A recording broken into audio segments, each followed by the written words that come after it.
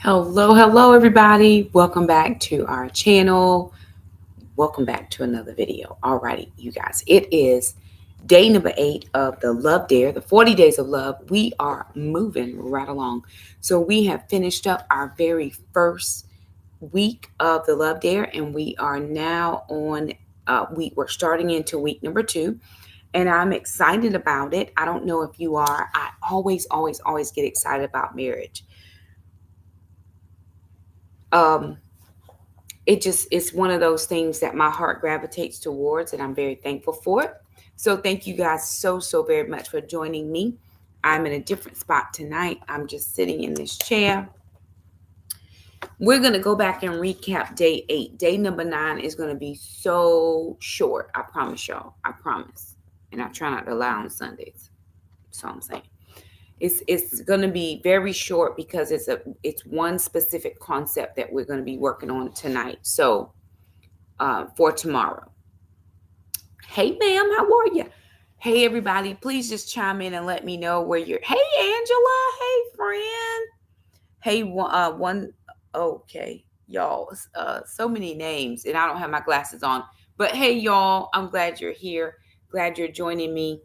We do have a lot of new folks in various places. I know my Instagram has picked up a little bit lately. And then even on Facebook, we've gained a ton of people. So thank y'all all so very much for joining us. Now, let's look at the dare for day 8, which was today. Today's dare was to determine to become your spouse's biggest fan and to reject any thoughts of jealousy. Because we do know that jealousy is called that green-eyed monster. We can see something that somebody else has and want that, even our spouses.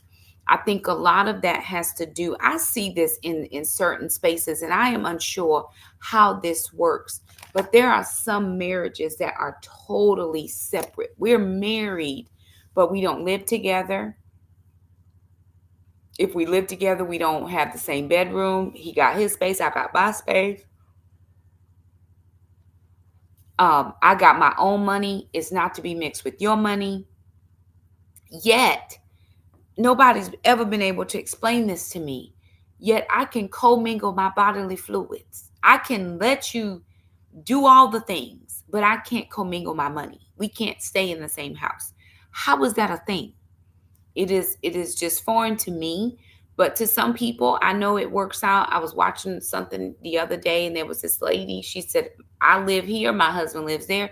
He has a life and I have a life. And I just sat there and I went, oh my God. So when do we ever come together? When is there ever a togetherness? If he has his stuff and I got my stuff, do we ever, and we live on totally opposite sides of the country, when do we ever come together? I guess it's a new thing. Some people live in duplexes. The wife lives on one side, the husband lives on the other side. And they're just as happy to do it. And then again, so whenever something's happened at one house that's not happening at the other house, it just lends to a lot of jealousy, a lot of stuff. I don't know who's coming over. It doesn't have to be jealousy over stuff. It can be jealousy over people. I don't know what's going on in your life. I saw somebody's car at your house. The neighbor told me. Or I looked on the camera. Who's at your house this time of the, all kinds of crazy stuff that can just be popping off because we're so separate. And the Bible says, and the two shall become one. How did we get separate when we should have been one altogether? Anyhow, I'm gonna move right along. Leave people alone to do whatever you choose. I'm not going to be separate from my husband. We're going to be one unit. So to help you set your heart on your spouse and focus on their achievements, take yesterday's list of negative attributes and discreetly burn the list. Then share with your spouse how glad you are about a success or blessing that he or she has recently enjoyed. Did anybody do their dare for the day? Now listen, again, we're going to talk about this very quickly because I want to make sure that you understand why you're here. If you're here to spectate, this is not a spectator sport. This is not a spectator study. This is something that I'm actually agreeing to do. Now, for those of you who just out here watching, very good. But if you have determined to do this dare, then you have to do it. And you have to do it with fidelity. Honestly, you have to be open and honest with yourself about what you're doing, and you have to jump in. You have to do each of the dares, and you have to keep doing them until you get them all done. That's how it works. It's very progressive and it moves right along. So, again, most of us can say all the negative things about our spouse. Hey, ma'am, but did we take that list and then burn it? Right? Because it doesn't matter what their negative attributes are. Now, again, I'm not talking about anybody that's being mistreated.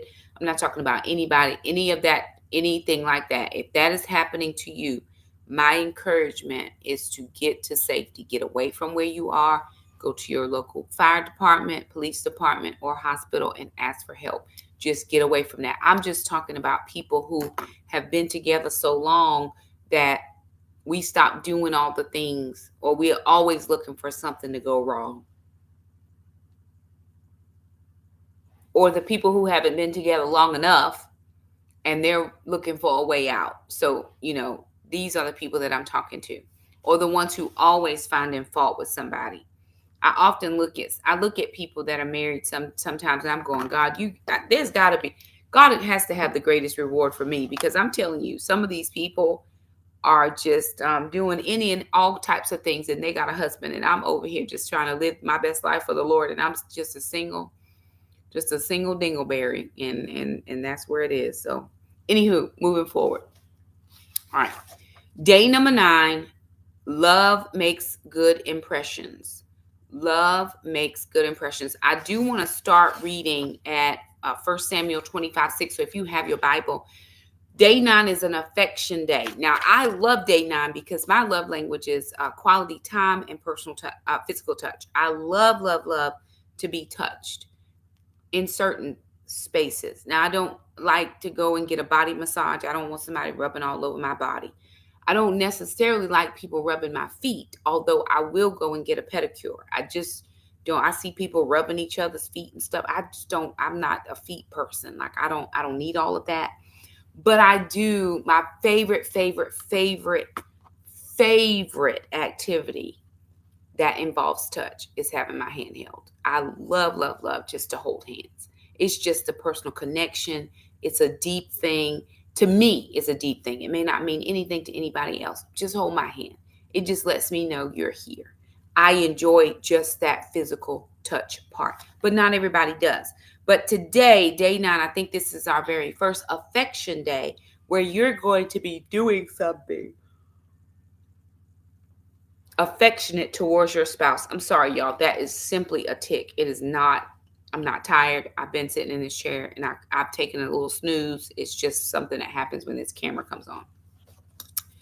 1 Samuel chapter 25, verse 6 says, and salute him thus. This is in the Amplified Classic Translation. Yours might read something different, especially if you're doing King James. And salute him thus. Peace be to you and to your house and to all that you have. So we're talking about today, as in 1 Peter 5:14 says, greet one another with a kiss of love.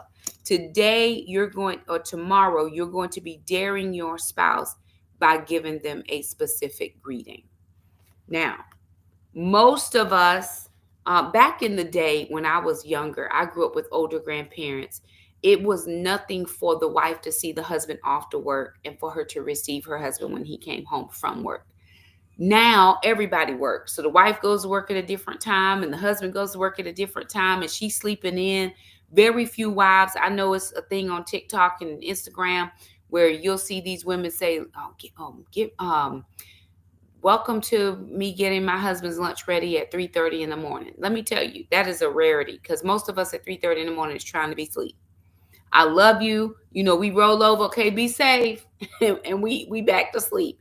You very rarely are we standing at the door waiting for him to come home with his bedroom shoes, just kind of, hey, your dinner's ready, your bath is poured, or whatever the case is, because we don't even get off till 6 and 7 and 8 o'clock at night. So it's a very different world that we're living in now than it used to be. However, if you go to page 41, they start off with kings bow while soldiers salute.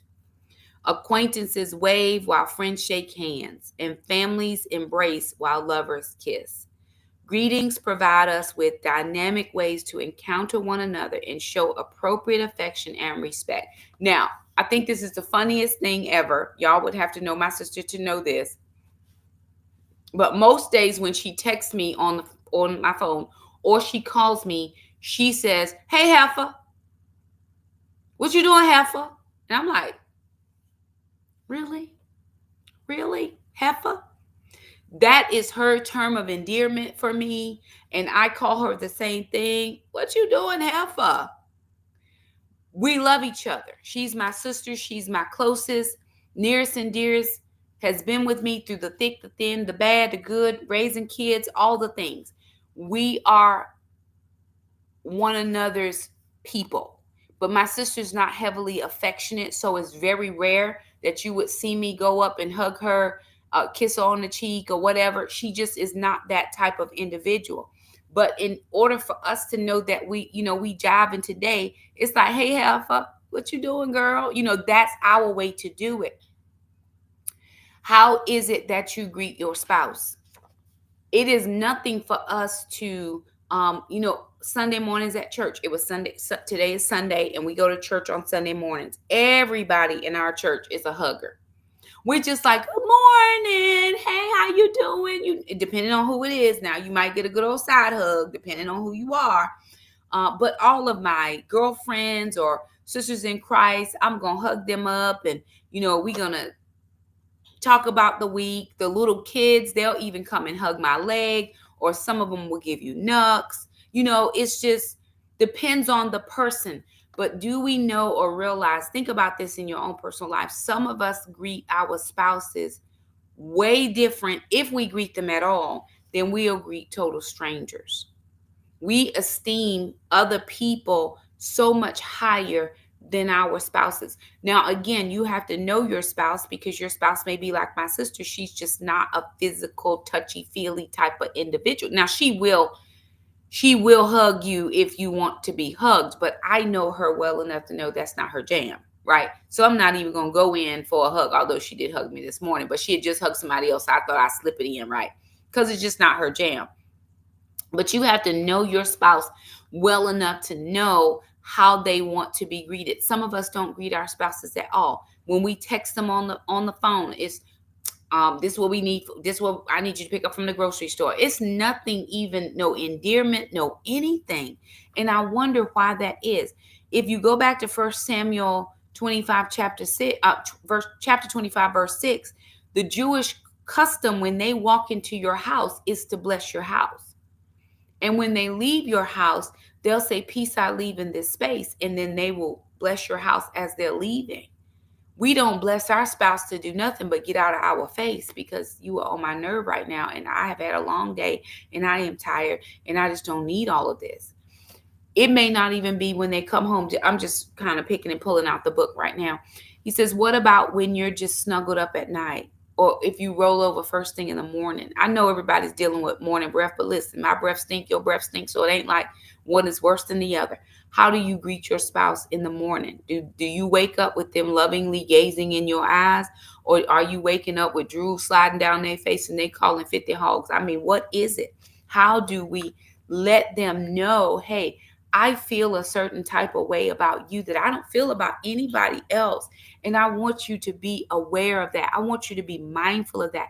I'm giving you everything that I have here that I would not give somebody else. They also say on 41, did you know that you can tell a lot about the current status of a couple's marriage by the way they greet one another? This is very true. If you have an observant personality, you can look at the married couples in your sphere of influence, either your parents, your siblings married, people that you know from your church that are married. I'm telling you, if you want to know how people are towards their spouse, just look at how they talk to each other. Look at how they greet each other. Look at how they are with each other in each other's company. Some spouses, they all over each other. And you like, Lord, please get a room because y'all just doing a whole lot right now. Some spouses come places and never say anything to each other, but they having a conversation with everybody else. Yes, I know we came together, but we also just had an argument in the car, so we are not going to speak to one another. Some people never, ever, ever have conversation with each other. It's like pulling teeth to have a conversation. We don't sit down at dinner together. You got your tray table, I got my tray table. You in the living room, I'm in the bedroom. We never cross each other's path. Look at how couples relate to each other, and you can probably almost 9 times out of 10 tell they don't get along. They don't like each other. Girl, they are in love.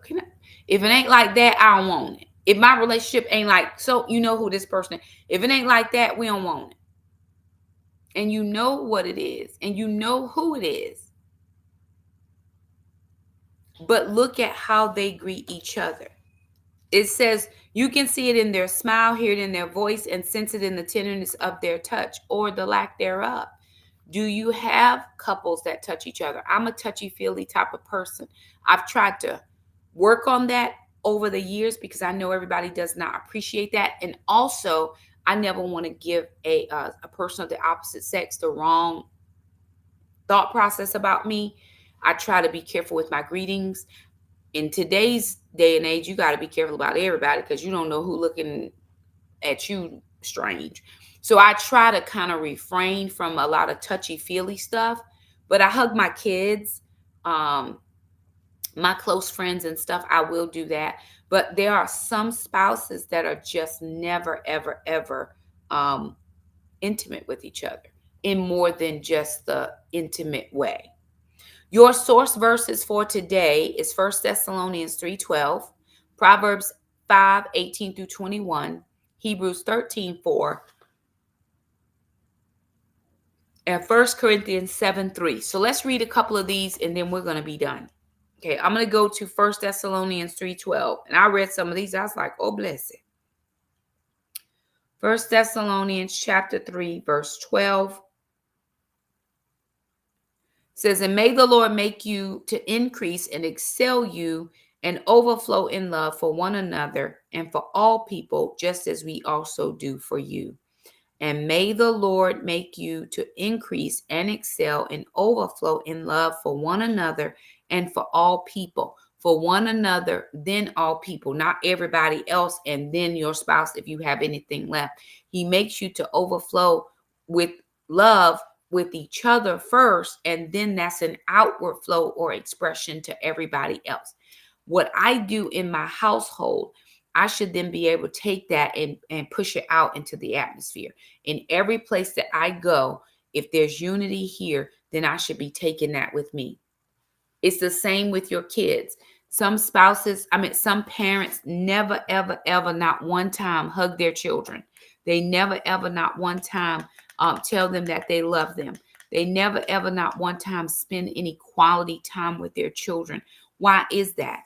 What is your love deficiency that you can't show it to other people, or you are love deficient? But it's not because of Christ, because he is love. He is the epitome of love. He is the example, the express example of what love is like.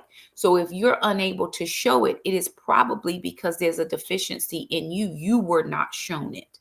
Here's the one thing that I want to do more than anything else in my life, because I didn't have the best example. Listen to Shakema. I want my children to see physically with their eyes my husband loving me, not making love to me, loving me. Hugs, smooches, just coming up behind me in the kitchen while I'm cooking, just affection. I want them to see that. I never saw any of that growing up. My grandparents argued at each other and cussed each other out for 50 years. We all knew they loved each other because that was just the way they did it. But it was chaos. It was a lot going on. It was always fussing and fighting. My mom was not married, but she had different men, and it was just not a good situation. And there was a lot of fighting and all this. I never wanted my children to see any of that. But when I was married, my ex-husband, physical touch is not his jam. He did not desire touching me at all. So we were already at odds. I wanted to be touched. He didn't want to touch me. It just wasn't him. And so my kids really have never seen what a loving relationship looks like. Think about your children. Have they seen what a loving relationship looks like? Or do they only understand arguing, fussing, fighting, cussing, and all this? What do your kids associate marriage with? I grew up thinking it was arguing, fussing, and fighting. My ex-husband did not grow up like that. So when we got married, it was already crazy because I thought he don't love me. He doesn't fight with me at all. Hey, now, how are you? So again, you got to think about that. But he says, and may the Lord make you increase and excel and overflow in love for one another. Listen, I hear people all the time saying, I just fell out of love. No, no, no, no, no. Go back to 1 Thessalonians 3:12. It says, and may the Lord make you increase and excel and overflow in love for one another. And that means you can be in love the whole time, all the time. Now, again, there's some things I may not like about my spouse. There's some ways that they might have, some idiosyncrasies that I don't appreciate, but it does not do anything to decrease my love. I love them because the Lord loves me, and he allows me to then take that love he gives me and give it to other people. And I need a loving relationship that shows me. I need reciprocity in that. I'm not taking what I had before. That wasn't good for me. So I have boundaries. I have deal breakers. I got them because I didn't get the experience I wanted for those 18 years. And I want it now in this next phase of life for myself. Okay. Proverbs 5. This is probably one of my favorite verses as well, because we always sell the Lord short. We sell God short on what we can have in our marriages. And I don't think we should. This is 18 through 21. Let your fountain of human life be blessed with the rewards. I don't like that one. Okay, I'm going to go to a different translation. Sorry, so reading it, something different. Okay, this is in the Passion Translation. I was reading that earlier. It says, my son, share your love with your, oh no, that was 15. Okay. 18. Your sex life will be blessed as you take joy and pleasure in the wife of your youth. Let her breast be your satisfaction, and let her embrace intoxicate you at all times. Be continually delighted and ravished with her love. My son, why would you be exhilarated by an adulteress? And we hear all the time, she wasn't doing what I needed to do, so I had to go find somebody who would, or I just fell out of love. Do y'all know I pray this, that my husband would always find comfort here? I pray, Lord, let him find comfort here. May he not desire any other woman to this degree, this realm. May he always find pleasure in me and me alone. May I be everything he needs me to be, whether I know it already going into it or he has to teach me the things. I just pray that. And we say, well, if he can cheat still, yes, if he wants to, but he doesn't have to, because the Bible tells me, and I think it's Ephesians, I know it's in James, that the prayer of the righteous availeth much. The fervent effectual prayer, James 5:16, I believe, the fervent effectual prayer of the righteous availeth much. I'm praying this, and I pray this quite often because I'm older. I'm 48. My birthday's in a few weeks. I'll be 49. My body looks like I'm 49. I've had 4 kids, so I got stretch marks and all the things. Honey, I don't look like, I'm not 36, 24, 36. I wish.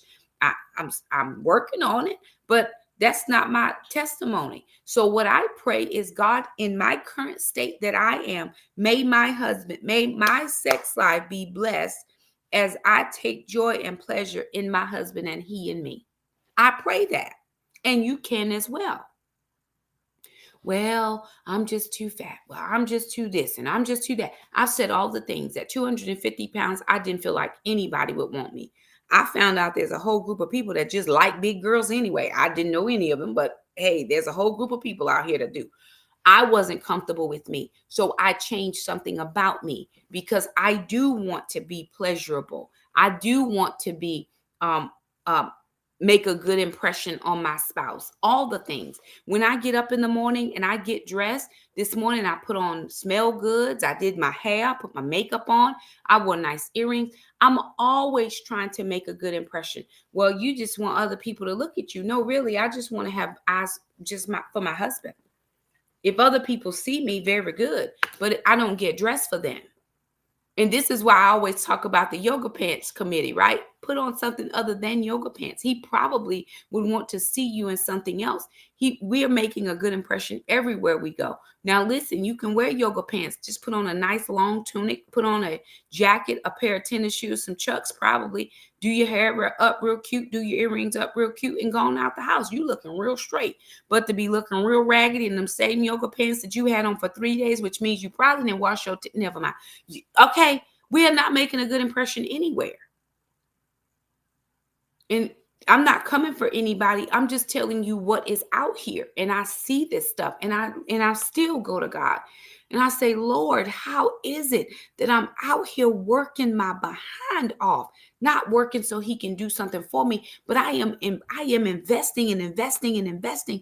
And these people got women. I mean, these women got husbands, and I ain't got nothing but these dogs.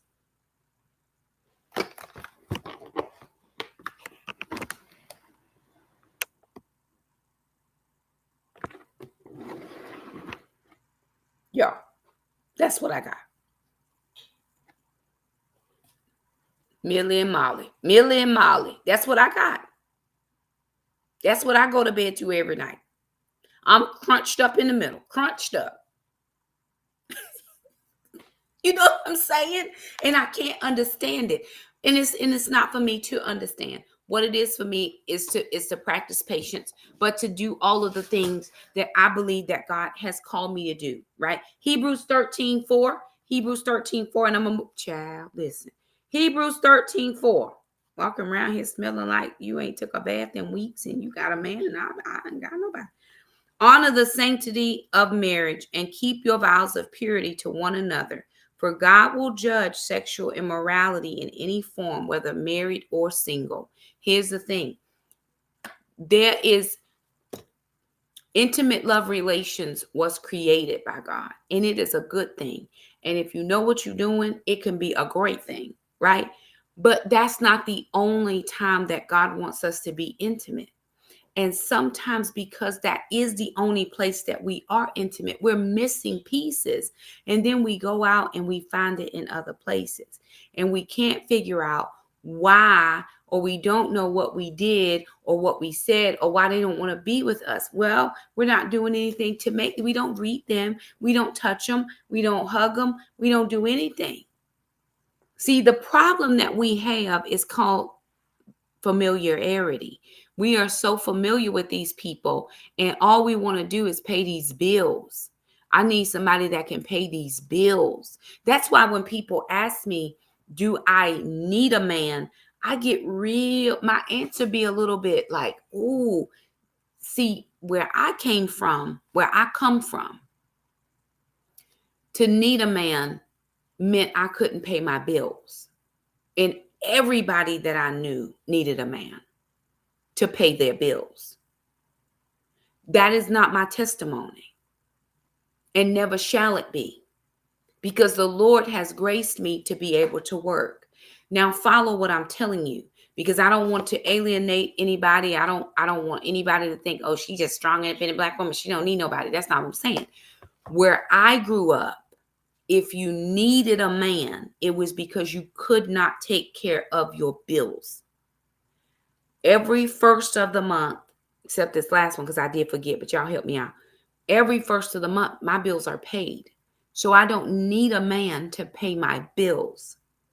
Do I need him? Yes. I need him to understand what life is like without the pressure of the bills. I got us on my side. You got us on your side. Very good. Now we shouldn't have any financial problems. at all.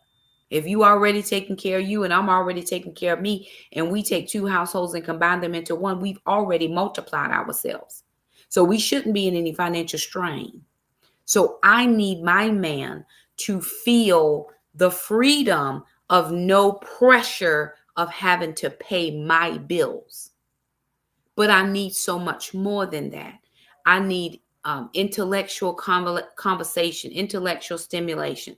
You want to stimulate all the other stuff. Can you make love up here? Just talk to me in full sentences.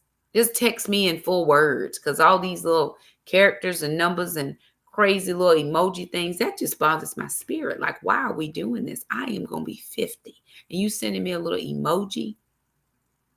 Stop it. Don't do it again. Okay, moving on. Okay, I'm gonna move on. Okay, let me see. On 41 still says, some people don't greet warmly because they feel insincere. They claim, I'm being true to how I feel inside, but there are many good reasons to be kind even when feelings are contrary. Love being the greatest reason of all. While greetings can reflect what's currently happening in a relationship, they can also become a loving investment into its future health, right? I am investing now.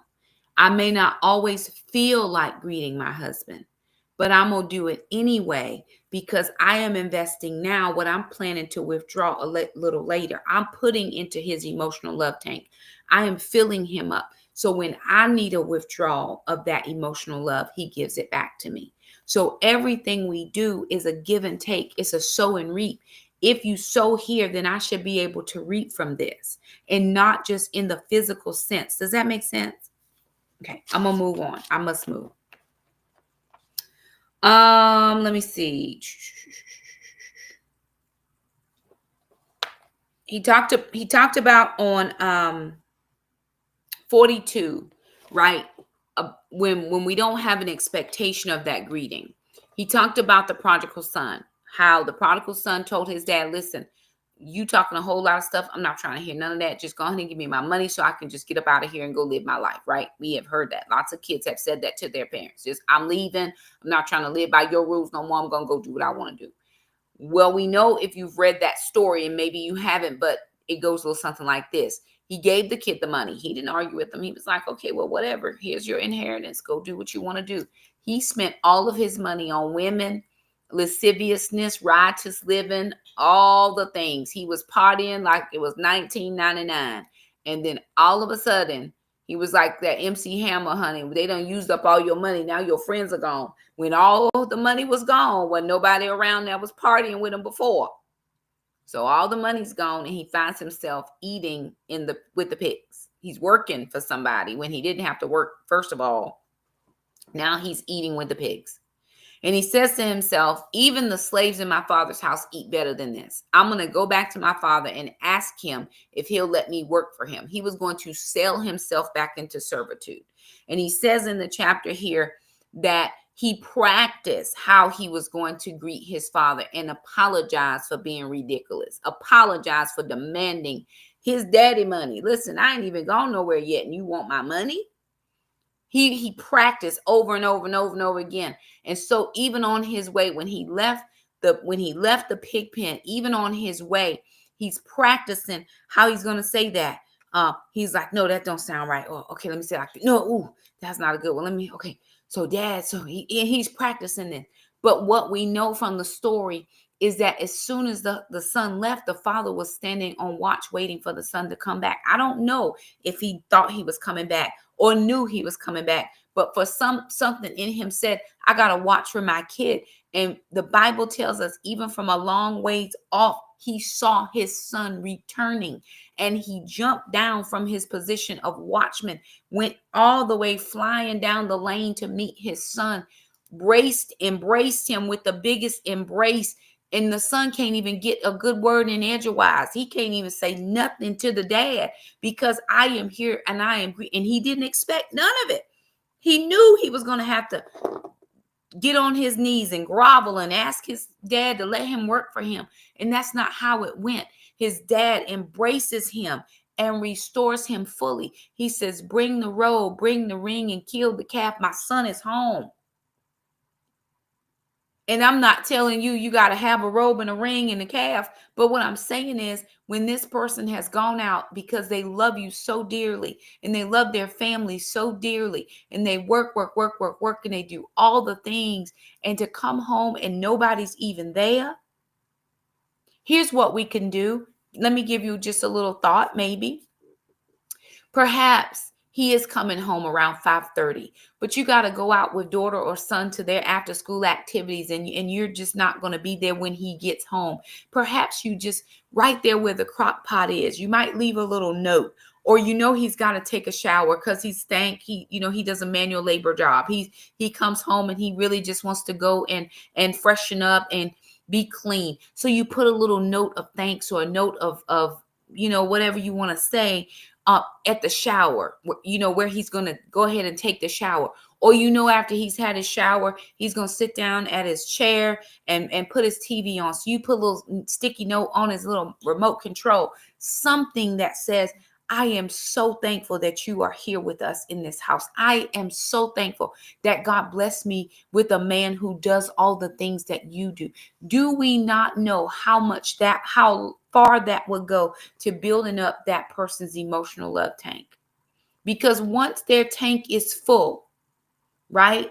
What happens when your gas tank is full and you keep pumping? It's going to begin to overflow. And so if we keep putting in, eventually it's going to spill back out, not just on you, but on your kids and on your family and on people they work with. They're going to be so pleasing at work. They're pleasing personality. They're going to be up for promotion. Look what all you're doing to help invest for the things that are going to come in the future. None of us know. But I do know this: where we sow, we reap. Where you invest, you can always, there should be a return on that investment. That's the reason you invest. Okay, I'm done. Oh, this was good. I thought this was good. He says a good greeting sets the stage for positive, healthy interactions.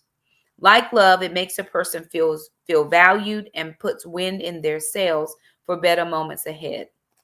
On the next page, it says, what kind of greeting would cause your mate to feel like that? To feel treasured again, to feel deeply loved. And this is in relation to the prodigal son. What kind of greeting would cause your mate to feel like that? How could you excite his or her senses with a kinder word, a more affectionate touch, a more gracious tone of voice? Some of us, all we do is talk. I have one aunt and I love her dearly, but my Aunt Fran is loud. She talks loud, and it's not because she's angry. Again, we grew up in such volatile households. You had to talk loud to talk over the foolishness. She just talks very loud. Now, to normal people, we like, oh my God, what's wrong with her? Something's wrong. Oh my God. But to her, it's just normal. Tone it down a little bit, right? Focus, make it up in your mind. I'm gonna tone this down just a tiny little bit. I already know I'm on a 10 all the time. I'm gonna practice being on an 8. I'm gonna practice an 8 because an 8 might be better. A loving greeting is a gift you can give your spouse every day by what they see, hear, and feel. It is priceless in value while costing you nothing. To greet them, it costs you nothing. Nothing but time, effort, energy. Can I say this? We are doing a lot of scrolling of crazy stuff on our phones. But I tell people all the time, you looking for date night ideas, go to TikTok and just put in date night ideas over 40. If you want to know how to greet your spouse, just put how to greet my spouse. It just put it in Google. If you're not creative enough to come up with it, put it in Google. Here's the thing. If you know your husband has a very high drive and you do too, trench coat. I went to the Goodwill the other day and found a trench coat for $5. All you need is a trench coat. Just greet that. I don't know what that says to your spouse, but I'm sure they could think of things. You got to know your person. You have to know what would excite them, what would give them back, especially if you done had a headache for 3 weeks. I mean, good God, just go to the Goodwill and find you a trench coat. Do that. Just go to the little TikTok shop and get one of them cute little knotted things. Just get a little knotted thing. Y'all ain't got no kids yet? Good. Very good. Don't have none for as long as you can. At least a year. If you just got married and you don't have children, I say give yourself at least a year to 3 years before you have children, because children change the game. Let's get to know each other. Let's get loving on each other. Let's get really solid with each other before we start adding little crumb snatchers. I mean, kids to the mix of things. So I'm not telling you how to do it. I'm just telling you that it is beneficial to do it. This was good. He says, since we each have no guarantee of tomorrow, every new day with our spouse is a gift from God for us to cherish and enjoy. Remember that love is a choice, so choose to love them at hello. Now, your dare for tomorrow, day number 9. You're very welcome, ma'am. Think of a specific way you'd like to greet your spouse today. Do it with a smile and with enthusiasm. Then determine to change your greeting to daily reflect more love for them. Now, one of the funniest ones on TikTok, and I don't know if this is a greeting or whatever, but one of the funniest ones is the TikToks where the husband is walking in the house and the wife throws her clothes because she's cooking in the buff. And the husband, while he's just having a conversation, he might be on the phone, he bringing in groceries, and all of a sudden he's like, babe, where the kids? Oh, they at my mama house. You know what I'm saying? But get creative in how you want to greet your spouse. It's okay. It's okay with your spouse. Now, I'm not talking about your boyfriend or somebody you engage it to. We not betrothed until I'm talking about who he is married to. Yes, you do and they do and everybody did. Okay, those are the people. But I look forward to all of these things, and I just store little things in my little bank for when I'm gonna need them. I just put it right back there. I might need that sometime. I don't know when, but I might need it. So I just stick it right back there and I pull it out when it's necessary. So that's your dare for tomorrow, is a greeting affection day, and try to keep it going, right? Don't just do it tomorrow for the dare. We're going to change our habits. It takes 21 days to form a habit. You got 32 more days on this dare. You can form a different habit by the end of the challenge. So there it is, you guys. I said I won't gonna be long, and I'm 42 minutes. Y'all pray my strength. Okay. Love you guys. Thank you so much. Here's what I need you to do. Like the video, share, subscribe. You guys, what I'm noticing is I'm getting a lot more views, specifically on Facebook right now, but Instagram, my views are coming up. They are increasing on Instagram as well. So thank you. Thank you so much for sharing the videos, for liking, for following, for doing all the things. Again, if you're here because your marriage could use some help, I know you know somebody whose marriage could use some help. And so what better way than to share these teachings? They're good for what they're good for. Oh, well, thank you so much. I appreciate. Okay, I love you guys. I got to go get my own personal reading because I'm doing Becoming the Woman I Want to Be. So as I'm leading you through this marriage, I'm doing something for Shakema so that I can be the woman I want to be when my husband comes to find me. Anywho, love you guys. You all have a great evening, and I will see you all back here tomorrow night at 9 p.m. for day number 9 recap and day 10 prep. Love you guys.